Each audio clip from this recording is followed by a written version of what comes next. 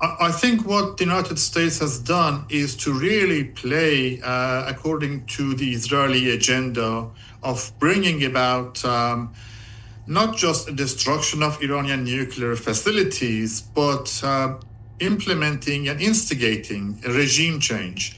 The ultimate objective of Netanyahu in relation to Iran has been regime change. He's made it very clear that he doesn't tolerate the Islamic regime in power in Iran, sees it as an existential threat, and the United States is simply playing along with that. The United States should have known and should know really that by bombing Iran, that's not going to change Iranian policies. By bombing Iran, they will simply reinforce the animosity and the tension that already exists between Iran and the United States. And it really sets the whole region on a really dangerous course. What that means is that the United States has now made itself a legitimate target of Iranian retaliation. Iran did warn the United States that attacks on Iranian territory would be an act of war, and under international law, Iran has the right to defend itself, and that means that all U.S. assets in the region, the 40,000 U.S. personnel and troops in the region, have now become targets for potential Iranian reprisal.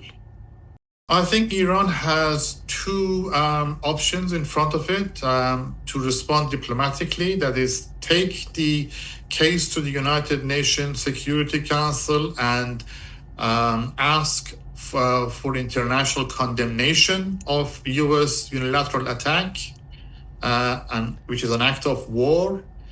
There would be plenty of support for that position. Russia, China, and many other states would agree with that interpretation of the U.S. action as an act of war. But Iran also has a military option in front of it, and there is every indication that Iran would also take that option of hitting U.S. bases or hitting U.S. assets in the region, not just directly by itself, but also using its various proxies and allies in the region. Well, the three sites are important for Iran's nuclear program as enrichment sites. Especially Fardo is deep underground, and it was very clear that Israel didn't have the technological capability to hit underground facilities, and it really needed the bunker buster bombs that only the United States has to destroy them.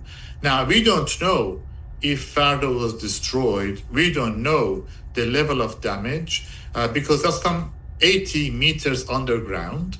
And we don't know if there is a radiation leak as a result of the attack. So there are so many questions that we don't have answers to.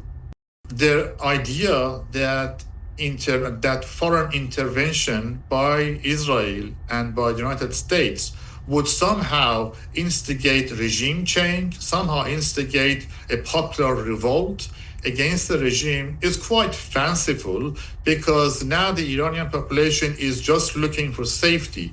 They are struggling to find fuel, to have electricity, have internet.